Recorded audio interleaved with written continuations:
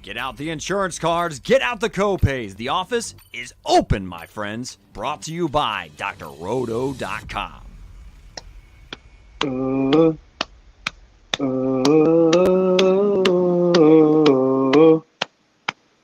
It's time once again for everybody to come aboard that Green Screens Media train, recording live from somewhere. This is One and Done, your fast break of college basketball information, powered by drroto.com.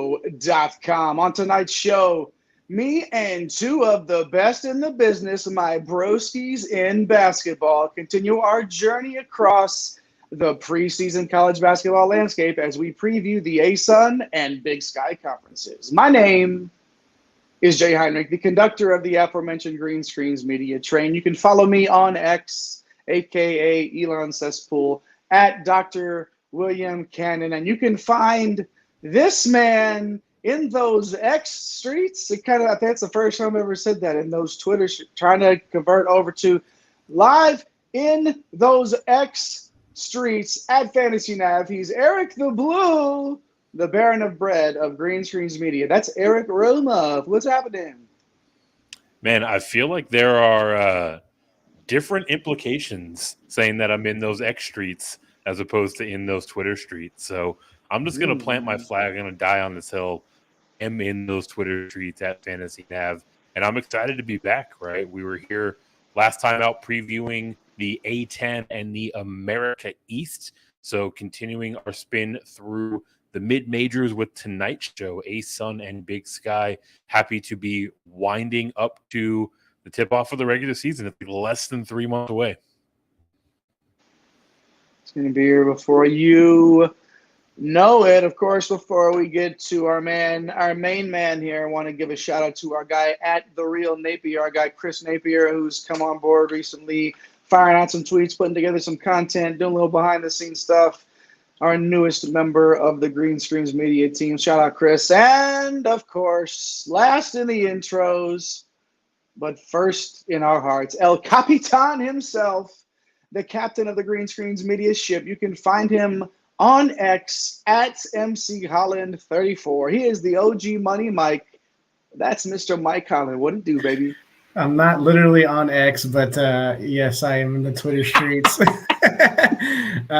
Sure? No? Okay. Nah, not quite, man. But hey, like my guy Eric said, less than 3 months away, ready for a big season. Check out the last few shows that we've done. We kind of did the wrap-up off-season show. We previewed the A10 there, and now we're moving on to two more conferences, which I'm really looking forward to.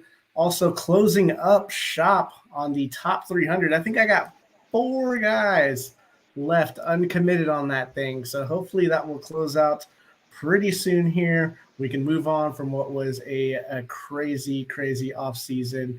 And we just not only didn't preview the A10, but also got the America East in there as well. So like Eric said, check that out, please. We put in a lot of time, a lot of hard work, and we're back again, ready to go at it. Absolutely. And you've been, you and the rest of the Green Screens Media team have been heating up a little bit there on the at Get Green Screens account, some baseball picks. So make sure you follow at Get Green Screens as well as at One and Done CBB, One and Done, all spelled out, CBB. Smash that subscribe button here on YouTube so you don't miss a minute of our college basketball coverage. Let's jump right into the ASUN, a 12-team league now down from 14 after losing Jacksonville State. And, of course, perennial power Liberty after they hung around for 5 dominant seasons. Nobody is really sad to see these two go. Last year's regular season winner was Liberty, of course. As I mentioned, they dominated I think they won 4, if not all 5 of the years in the regular season that they were there. But Kennesaw State won the conference tournament against Liberty and got that tournament bid as a 14 seed. Lost to number 3 seed Xavier in the first round after leading at halftime. KenPom Conference Metrics 18th overall, first finish inside of the top 20 since 2012. That may drop depending on the quality of the league this year. one team inside the top 100. Obviously, that was Liberty. But lots of teams looking to make their mark, Eric, my guy, Eric the Blue over there. So why don't you jump us on into those ASUN waters with some preseason headlines we need to know about that conference? Yeah, look, we'll start right up top, right? Like you mentioned earlier, we're now a 12-team league, and this conference top 2 spots from last year are basically wide open, right? Liberty heads out after winning 11 plus conference games in all 5 of its years in the ASUN.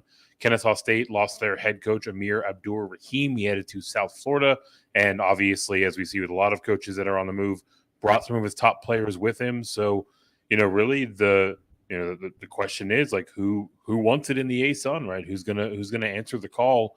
And one of the guys that might be at least in line to do that is head coach Corey Gibson, right?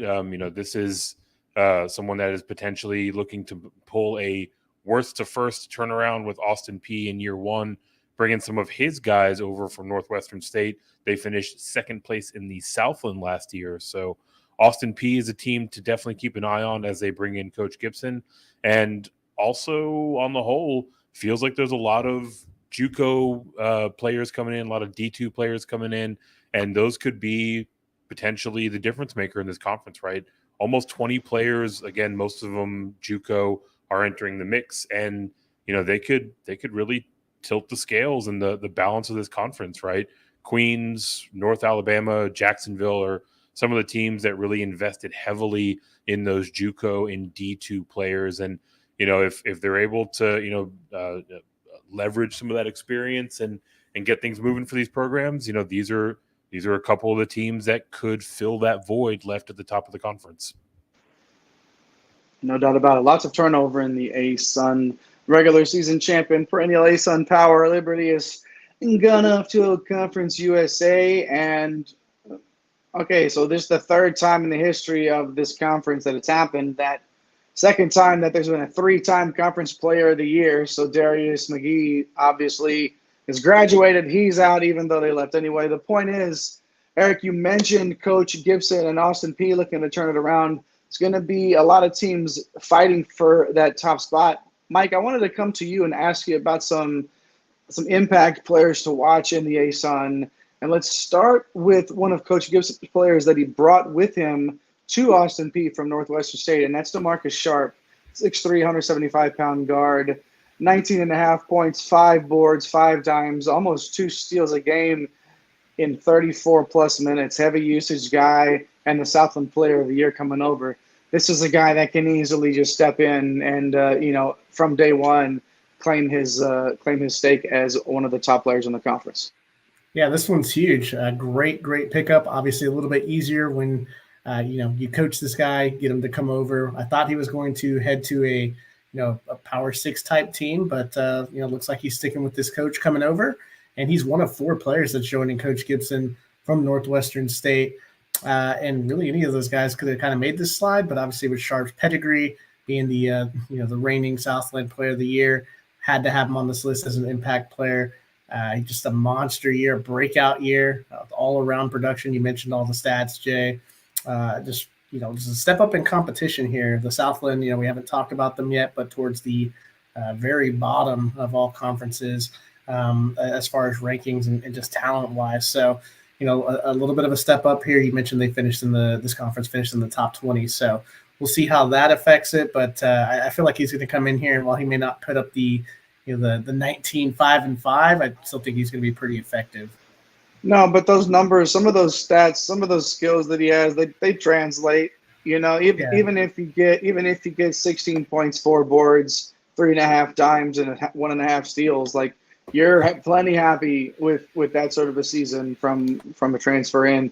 Devontae Blanton, the guard from Eastern Kentucky, Mike, 6'6", 215, 17 points, 6 boards, almost 3 assists in 30 minutes a game last year. What else should we know about Blanton? Well, he's a big physical wing. 6'6", 215. Took a significant step forward in terms of his role last year. So going to continue to see that that high usage, obviously making him a very important piece to their team. He's certainly an all-around type player. I mean, he can facilitate, as you can kind of see in the assist number, strong rebounder, 6 rebounds a game, and he can shoot threes. So there's really not much that he can't do, especially on the offensive side. So I'm looking for Blanton to to really, really create for this team and obviously be a leader and have another strong season.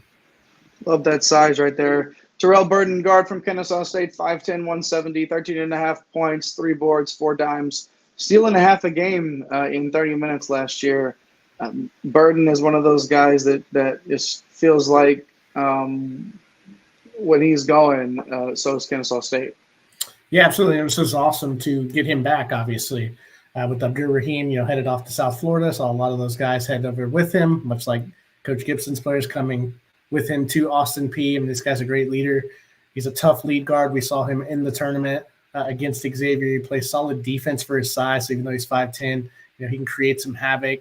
I think if Kennesaw State wants any chance to stay near the top, we'll talk about the tiers later. Don't know if they can quite get to the top again. He's going to need a career year, and he's just the guy that can really set the tone on both ends of the floor from his lead guard position. Jacob Ognasovich, forward from Lipscomb, 6'7", 220, 17.7 points, 4.4 boards in 26-plus minutes. That's a pretty solid year there for Ognasovich. Yeah, first team ASUN, a breakout year. Kind of came out of left field. I would assume he challenges for 20 points per game this year because he shot less than 30% from 3, and he played under 30 minutes. So it feels like if he, he's a better shooter than that. So if you get him to shoot 33 to 35%, plays 30 to 32 minutes, he's going to easily challenge for 20 points per game. Should be in the running for a conference player of the year. If you watch his film, he's got that old man inside game. So that little YMCA game that you talk about a lot, Jay, and you'd love to see that. But you want to see some improvement defensively, but he's an offensive weapon for sure down low. I think they'll be happy if he just even equals those stats from last year, and he definitely has the ability to do it because I think he will get a little more usage, as you were sort of alluding to there, Mike. Well, one more player here, Cameron Hunter, guard from Central Arkansas, 6'3", 200, good size on him. 17 points, 5 boards, almost 4 dimes, and steal and a half. Most all of these guards are great defenders. You're sort of sensing a theme here with some of these top players in the conference. And like Sharp, he's sort of like a do-it-all guard, Mike. Yeah, I love this. And he initially entered the portal. So he was on the tip 300 list for a little bit. He committed to Butler. Was going to, obviously head up to the Big East. But he backed off and exited, and he's returning back to Central Arkansas. So kind of a cool story there. Always love to see when the smaller schools retain some of their star power. He's the former ASUN Freshman of the Year, and this kid's going to challenge every night, for 20 points per game, and opposing coaches are going to have a headache trying to defend this guy. Yeah, they love having that guy on your team. He takes up so much time to have to plan for that you can – as if you're a coach and you have a player like Hunter, you love it because then you just formulate your stuff around it. He's that sort of high-impact player, no doubt about it. And even with the turnover in the conference, there's still plenty of guys that have been that are in the ASUN that have been there, ready to step up, and Hunter is definitely one of them. Thanks for hanging out with us tonight, y'all. Appreciate you very, very much. Leave us a comment. Let us know what you think about any of those players, what you think of what's going on with the ASUN. Smash those like and subscribe buttons, of course. Turn on those notification bells so you don't miss anything that we're doing here. All these conference previews, Mike was saying, we're going A to Z, and we're going to give you a preview of every single conference in the country. So come along for the ride. We appreciate you being here with us. A little bit more ASUN before we move to the Big Sky. We're going to move on to our tiers segment now. As you know, we've done our tiers segments in the past. What did we do? What was the last one? It was contender, mid-tender. We did the Raising Cane's menu. Tender. Yeah, chicken tender was also suggested.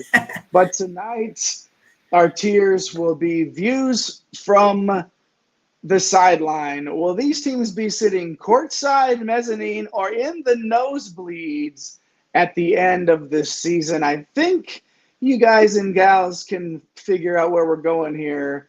Going to start here with Mike and then bring Eric back into the fold. Let's go in alphabetical order and kick off ASUN tiers with Austin P. Is Austin P sitting courtside in the mezzanine or all the way up in those nosebleeds? Well, I think we teased it a little bit. We talked about DeMarcus Sharp coming back.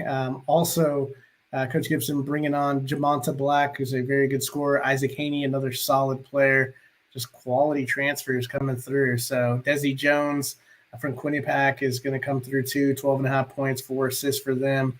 I mean, to me, this team has the most upside in this league, but I struggle and I worry a bit. Jay, you talk about this a lot, man. The fit, right? Like you got all these different pieces. It's a whole new team. Coach's first year in this conference.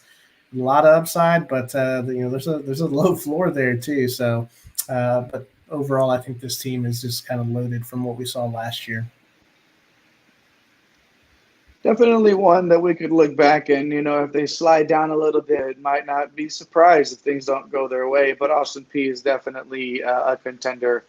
Is sitting courtside for sure. Eric the Blue back in the fold here. Bellarmine, where are they sitting? Are they courtside, mezzanine, or up in them nosebleeds? And I think they're sitting courtside right along Austin P. Right, this is a team that is going to have 4 guys back that played 28 plus minutes for them on a team that went 9-9, right? We know that in-game experience goes a long way in terms of productivity in the following year.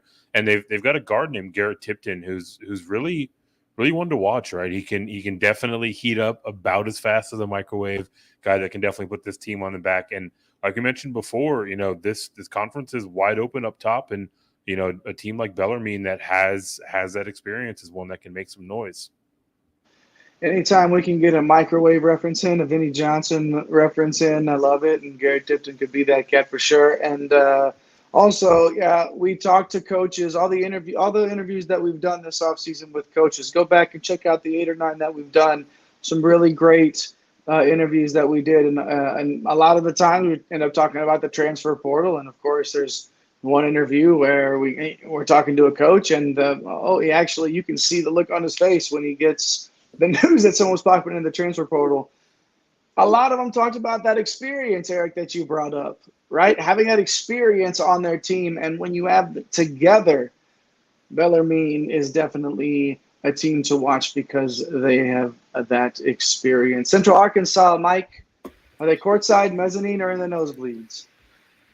Man, well, last year wasn't great, even though they do have Cameron Hunter. So I'm going to go with mezzanine to have one of the most talented players coming back. There's still a lot of unknowns. They play really fast, but they're going to have to improve defensively. They were 339th in defensive efficiency, so I believe that caps their upside. I just think getting Hunter back is so crucial. We see in these these mid-major programs, one player can really make a huge difference between the tiers here. So I'll go ahead and put him up in the mezzanine.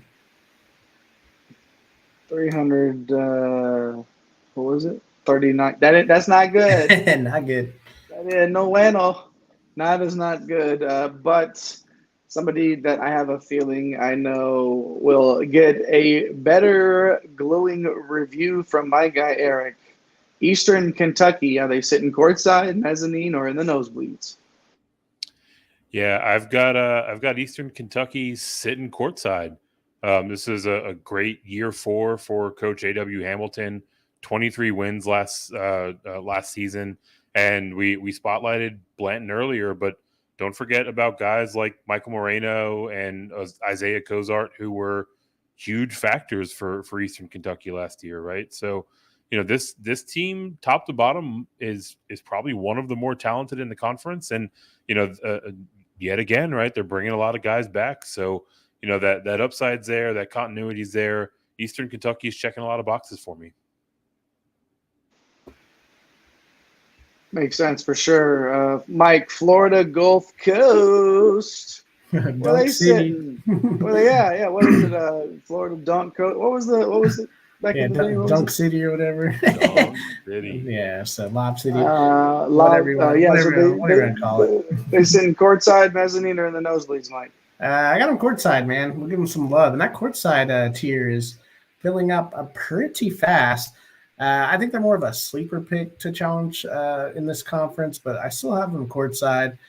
Like Eric's mentioned, just a lot of dudes back, and Isaiah Thompson averaged 15 points per game. He's back. I think the biggest thing, though, is these impact transfers. Keyshawn Killman, we got to see him last year for Princeton in the tournament on that Cinderella run. Daleon Johnson coming back to play for his former coach from Penn State. So this is some talent on this roster. And by the way, we spotlighted Ramir Barno 2 months ago when we were doing the East Coast recruiting, talking about mid-major impact freshmen and 4-star. How often do you see FGCU land 4-star? So we'll see his role. He's a small, quick guard that can really score and create. So, man, you just look top to bottom. You got to like this roster. Pieces coming in, and this incoming freshman looks really, really tough. Eric, going to come right to you and ask about Jacksonville. We got them courtside, mezzanine, or nosebleeds? Yeah, I don't think this is going to go well for the Dolphins, right? This is definitely a nosebleed team for me. You know, they won 6-12 last year, and taking an objective look at their roster, hard to see where they made any significant improvements, right? Like I talked about in the headlines, this is a team that's heavily invested in bringing players from the portal or from the JUCO ranks. So, potentially some of these young kind of raw guys can, maybe catch lightning in a bottle. But, where we sit here a little less than 3 months out, I mean, Jacksonville has got a lot to prove. Might be tough to get out of there, out of that bottom tier this year for Jacksonville. Kennesaw State, Mike, where we got them? Courtside, mezzanine, or nosebleed? I was all over with these guys, but I'm going to go mezzanine. We've already talked about Abdur-Rahim a few times, headed out, and that NCAA team it's no longer the same roster. And, Burden's going to be leaned on heavily, who we talked about earlier in the show. I think it's the same thing kind of mentioned with Jacksonville and some of these other teams. You can get into the mix if, maybe a down transfer pops off, or just some of these, newer players are coming in, bigger roles. We'll see if that has an impact. It does every year. We find guys that, but just by getting extra minutes, right, can really expand, and we get to see their game more and how effective they can be. So for right now, Kennesaw State, mezzanine for me. Eric Lipscomb, courtside, mezzanine, nosebleed. Yeah, this one was kind of tricky, right?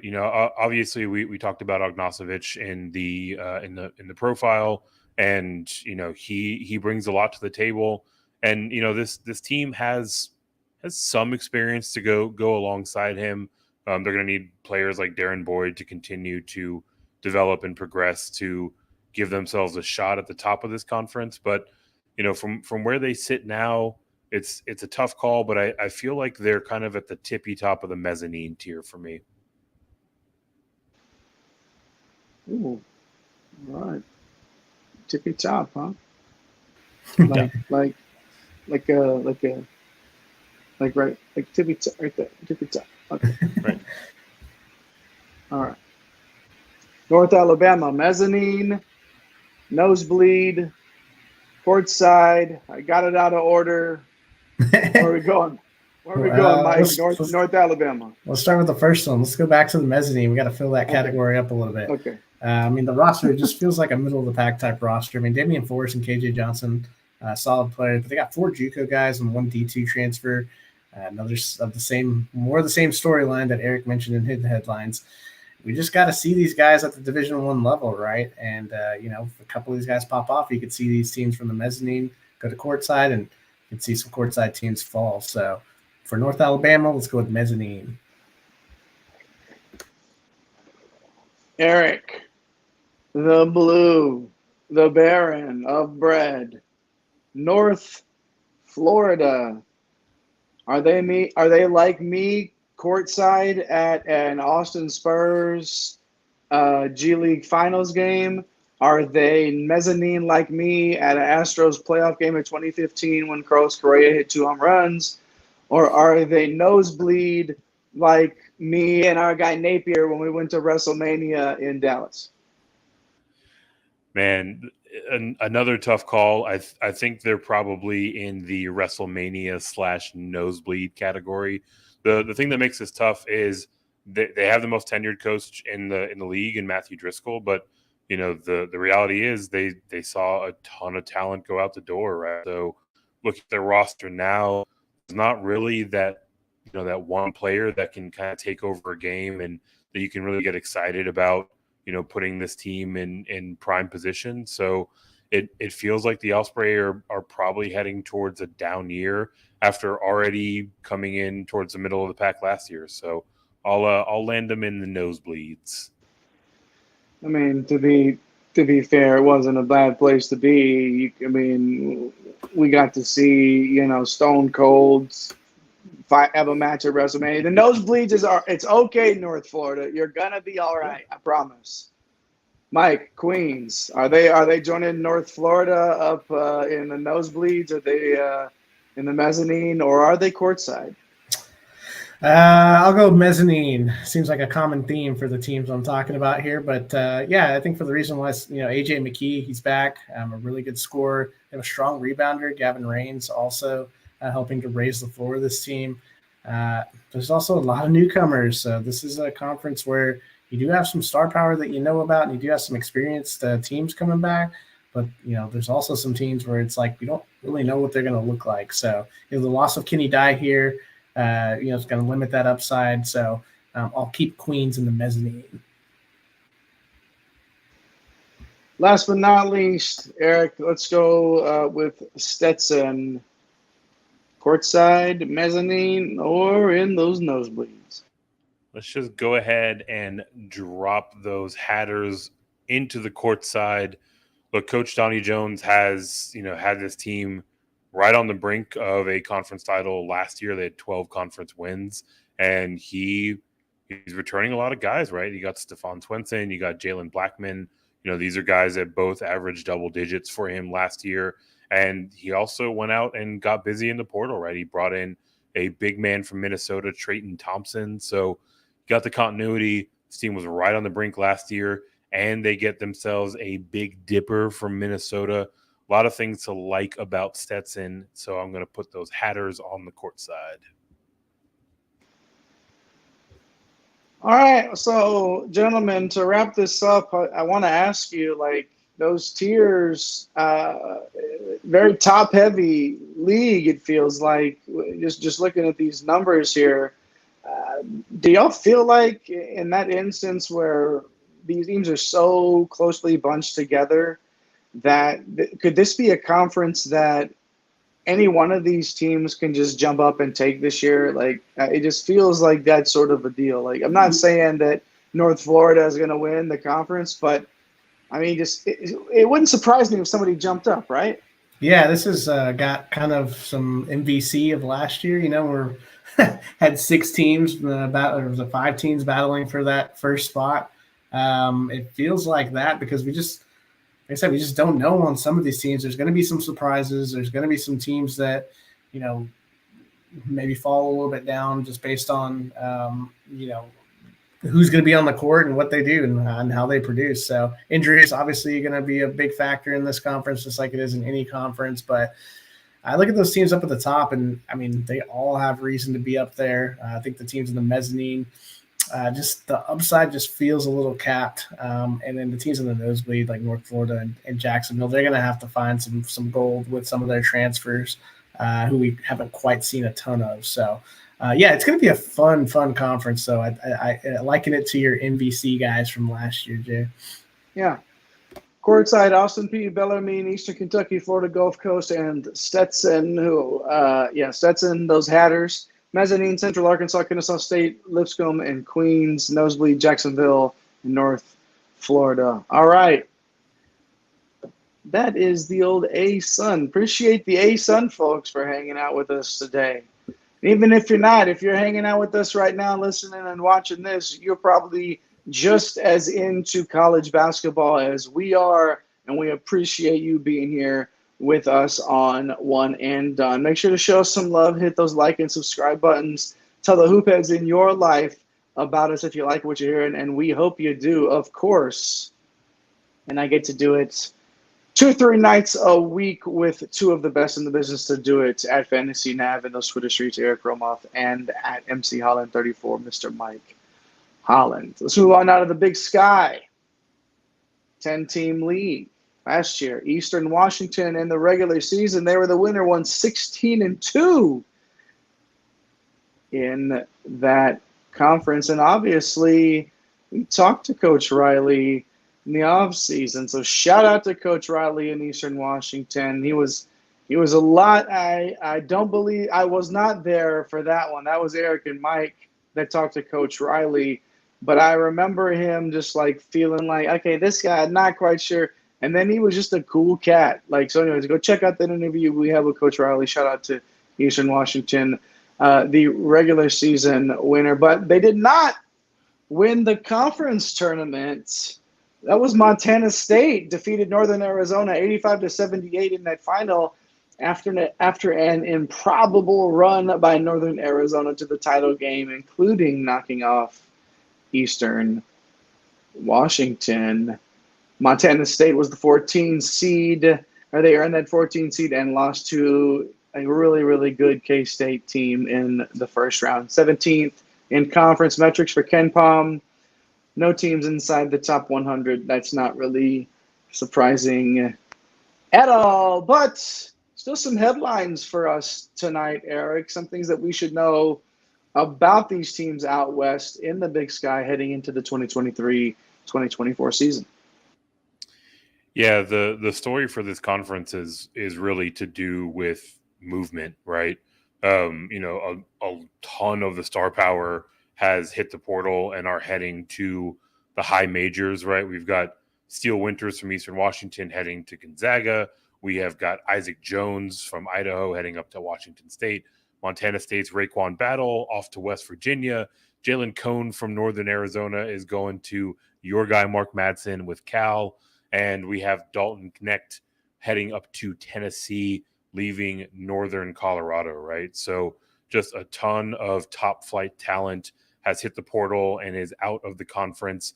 And, you mentioned the improbable run of the conference champion last year. Weber State was one of our teams that we talked about heading into that conference tournament as a team to watch. And now, I mean, it feels like they're kind of the last man standing, right? They have a ton of talent. They have a ton of star power. They return all 5 of their starters.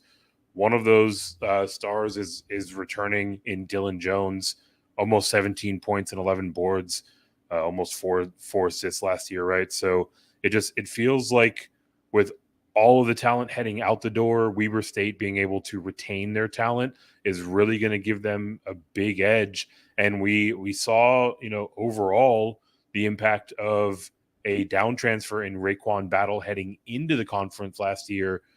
He became one of the top players. He led Montana State to the NCAA tournament. So now, that begs the question, is there another down transfer coming into the Big Sky that can, potentially vault their team to a March Madness berth? We've got Jake Kyman coming in from UCLA in Wyoming. He's heading to Eastern Washington. We've got former Washington forward Tyler Linhard heading to Idaho. We've got KJ Allen coming in from Tech to play for Portland State. So, I mean, the Big Sky has kind of become sort of a revolving door, right? A lot of talent in, a lot of talent out. But ultimately, I mean, I like how Weber State's positioned, but I feel like this could be a logjam up top yet again. Yeah, those big dippers dipping down from the high major and mid-major rings. We sort of hit on it earlier about when they get those minutes and get their run. There's a pretty high success rate with some of these guys dipping down to the mid-majors. So those 3 that you mentioned, Eric, they definitely have the talent to make a difference on their teams. But Mike, earlier you gave us some impact players to watch in the ASUN. We talked about all the star power gone in the Big Sky. So now let's talk about some X factors that we should be paying attention to in Big Sky country. Guys that are not necessarily stars of the show, but people that'll play an important role. They can get paid with their name, image, and likeness now, but they're going to play an important role in determining their team's fate. So, Mike, save me here. Let's start with Ethan Price, forward from Eastern Washington. It's almost to that 7-foot threshold, but still 6'10", 230, like that size there. 34 games last year, 9.5 points, 4 boards in 25 minutes. Yeah, love this kid's game. Man, look at the stats he was able to put up in only 25 minutes, and he's got another year, obviously, to improve his game. Talk about Eastern Washington losing Conference Player of the Year, still Venters, also losing Angelo Allegri. So 2 of their top guys are gone. Now, most of the attention is going to go to Tyrese Davis and Casey Jones in that backcourt, along with Eric's down transfer and Jake Kyman. So they're going to get a lot of the attention in the headlines. But really, it's the upside of Ethan Price that I think is really going to carry Eastern Washington and tell the tale of their season.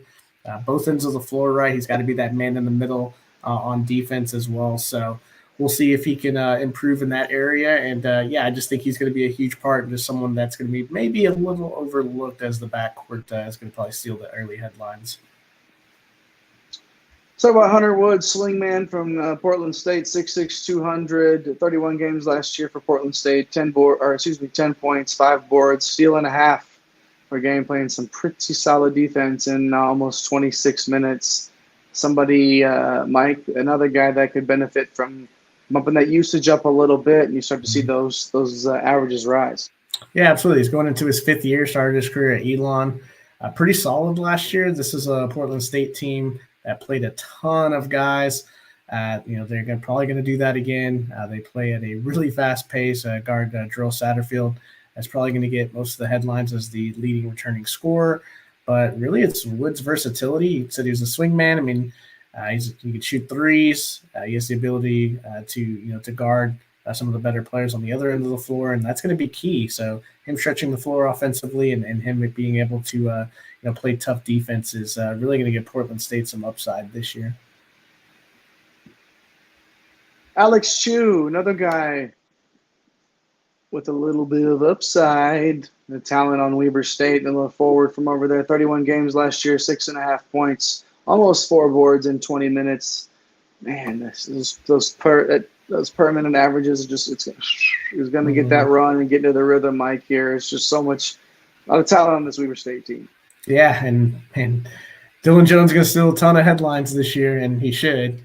Stephen Verplanken also just for this team, but kind of like we mentioned with Eastern Washington, Ethan Price, like Alex Chu's that guy in the middle. He's going to be vital, both ends of the floor. If he can give you a little bit more offensively with a growing game, that's going to be great. But this team was 109th in defensive efficiency. So I think the key, you have a couple of, mid-major stars with Jones, Verplanken. I really like Cunningham as well.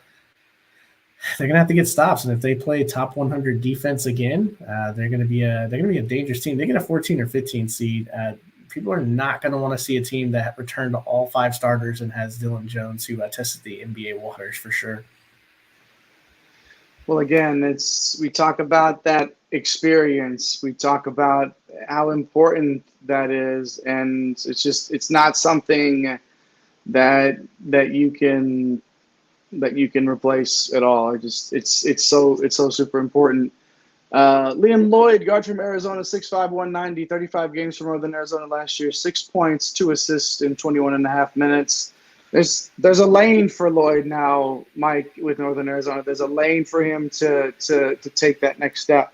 Yeah, and that's what Jalen Cone headed over to Cal, your team over out west. But Lloyd, he's going to have to take a big step forward. I think he's going to get close to 30 minutes this year. He showed flashes last year, had some really good games.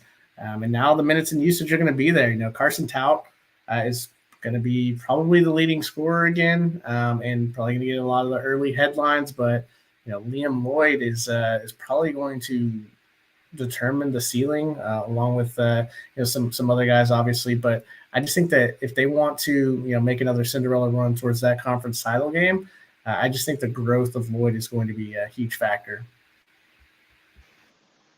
One more player to watch here, Josh Vasquez, guard from Montana, 6'3", 180, 6.3 points, dime and a half in 21, just over 21 minutes. Did that in 31 games, Mike. Somebody that's been around been around the block a few times here in Vasquez and looking for that opportunity to just one more chance to try to shine. Yeah, definitely one more chance. 5th year in the program. It's been a kind of a roller coaster career. You don't typically see this.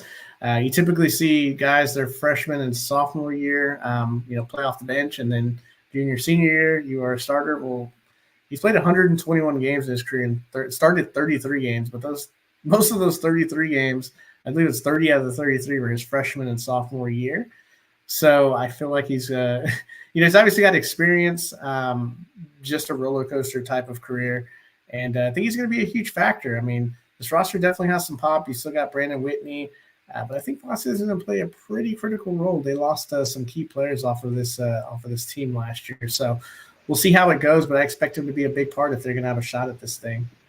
Yeah, Montana looking to return to the NCAA tournament for the first time since 2019. Vasquez will play a pretty big part of that process. In general, those guys you just broke down, those guys that are stuck around in the conference and are looking to make an impact, looking to really make their name. And you love to see that, guys sticking around. A bunch of really talented guys we just talked about that are in the conference and didn't hit the portal, finding their time to shine. All right, time for tiers again. Before we move on, if you hit those like and subscribe buttons, do your part in the Green Screens Media universe if you haven't already. Time for tiers again. Not the type of tears, not the sad ones that Eastern Washington fans shed after losing. Oh yeah, man. First day of kindergarten over there in the Holland household, those big old tears. Not those tears. Not the ones Eastern Washington fans shed after losing to Northern Arizona in the conference tournament last season. These, again, are our tiered rankings of teams in the Big Sky. You'll see the logos of the football-only members of the Big Sky. You might see those down there. Did we fix that? I think the graphics department might have actually fixed that for us before the thing. So it looks good there. Shout out to the team backstage pushing all those buttons. So obviously the tiers are from high to low, courtside, mezzanine, and nosebleeds. Going in ABC order again, starting with Eastern Washington. So, Mike, are they sitting courtside, chilling in the mezzanine, or way up in the nosebleeds? They are definitely courtside. Man, yeah, you lost 2 of your better players, but they're the reigning league champs. They still have enough to really contend in this league. Coach Riley, he just knows what to do. He talked about it, man. Like, the offense is fun to play in. Can it be sporadic at times? Yes, but you got a solid backcourt. We just we talked about the big man, and it's just a lot of talent coming back. One of these guys to take a step forward and really take on the leadership role as well as the scoring role. So definitely a courtside team is Eastern Washington for me. Eric, bring you back in here. Idaho. Are they sitting courtside? Are they in the mezzanine or way up in those nosebleeds?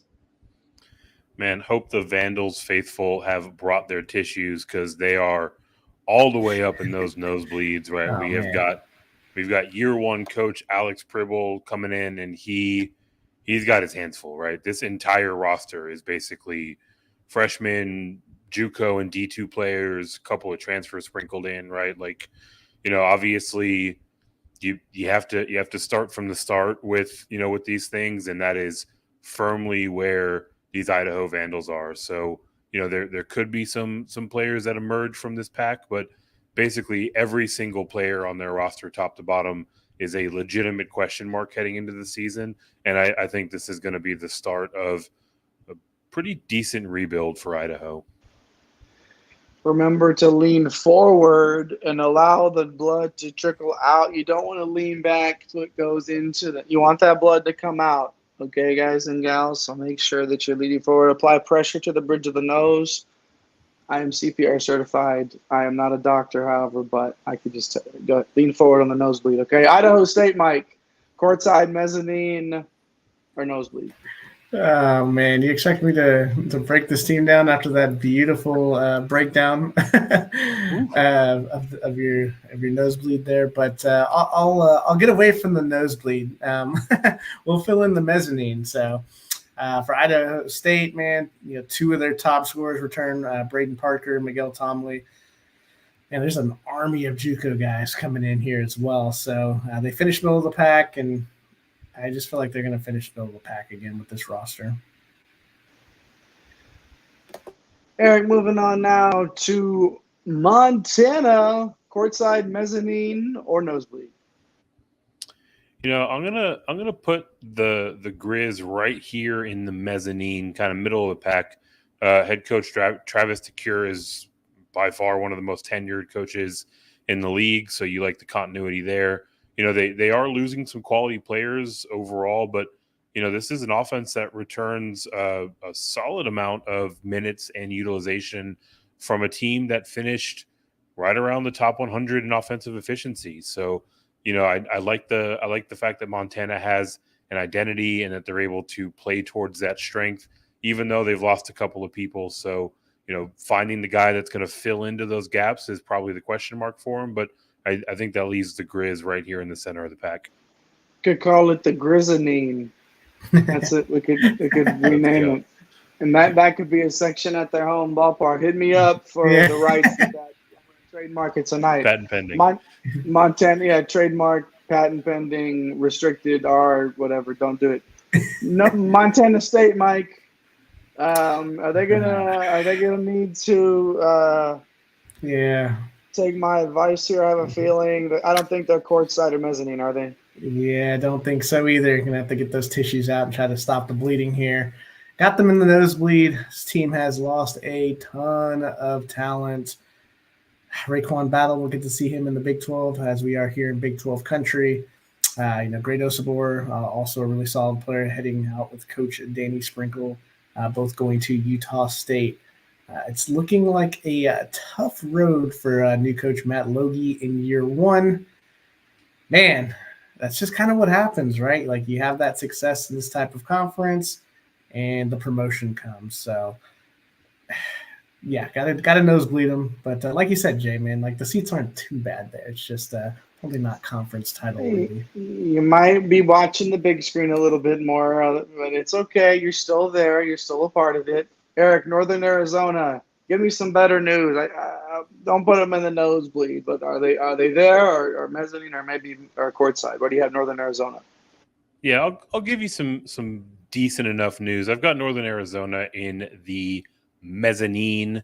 We talked about it in the headlines overall, right? They lose Cone, they lose Xavier Fuller from a team that made that miracle conference title game run last year, right? So, obviously this team on the whole is capable of rising to the occasion, but with guys like Cone and Fuller out the door, probably a little bit limited on their upside, right? They were able to maintain a lot of that core of role players that were supporting Cone and Fuller last year, but until one of them really steps up to try to fill those shoes, this feels like a Northern Arizona team that has a pretty high floor but a relatively low ceiling, and that's mezzanine territory for me.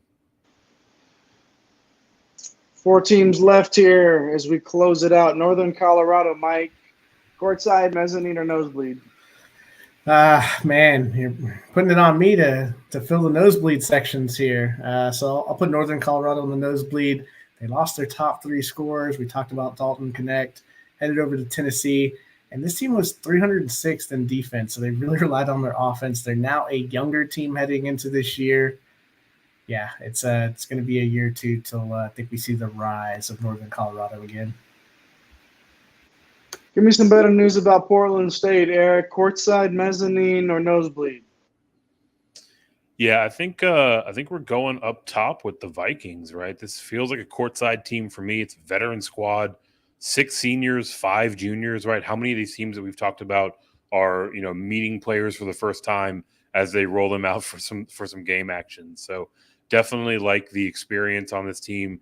KJ Allen, who we talked about earlier, helps give this team some real contender appeal, and it's Jarrell Satterfield's team after averaging 13 points last year, right? So he's going to be one of the top players in the league, at least so it would seem.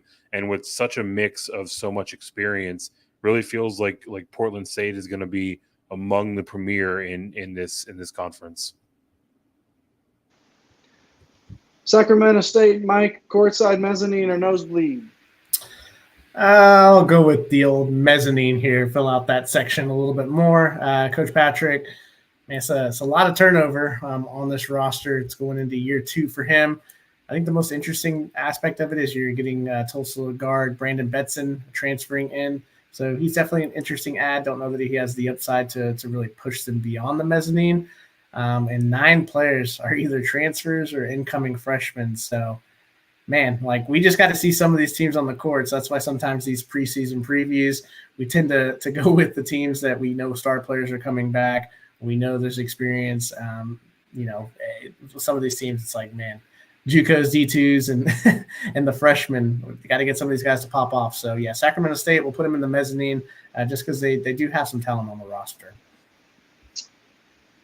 Eric, that courtside line is looking pretty lonely up there. A couple of teams, not that they care, Eastern Washington and Portland State, but is Weber State going to join them courtside, or are they going to be mezzanine, or maybe they wouldn't be nosebleed? But where do you got Weber State? Weber State is going all the way up top, I guess up top in our tiers, but down low next to the court. I mentioned them in the headline specifically, and what else can you say, right? The theme for this league is turnover. These rosters are just continuing to churn new faces in new places. Guys are hitting their peak and then heading up to the high major ranks. But Weber State and Coach Eric Duft have done a great job of maintaining this roster, right? So this team is absolutely loaded top to bottom. They have the star power that you're looking for. I mean, obviously, as evidenced by Northern Arizona as recently as last year, anything can happen in a single elimination conference tournament. But where we sit today, a little less than 3 months from tip-off, I mean, it feels like Weber State should be the arguable favorite in the conference. Joining Weber State courtside, Portland State and Eastern Washington. In our mezzanine tier, Idaho State, Montana, Northern Arizona, and Sacramento State. And way up in the nosebleeds where me and my guy Nate saw who did we see? We saw Steve. We saw The Undertaker come out. We saw our guy Stone Cold come out and have a match beat Kevin Owens. We saw Pat McAfee have a match. All right, they're up in the nosebleeds where we sat. Idaho, Montana State, Northern Colorado. Great show, guys. Big Sky, ASUN doing 50 minutes on a couple of conferences, like trying to really make a name for themselves and come up. Mike and Eric. So let me start with you. Any closing thoughts tonight?